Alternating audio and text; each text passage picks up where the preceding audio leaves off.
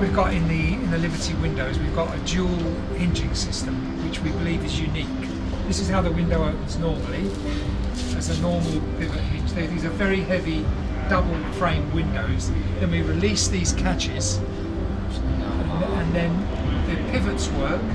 The pivots then swing right over when they're working properly, and they can be cleaned from the inside. This is very much in the Liberty ethos. Everything is beautifully purpose made, and even the little turn buttons here, we've got a brass collet and a brass washer on the back. There's brass washers on the hinges, and that's what we think is going to save these windows.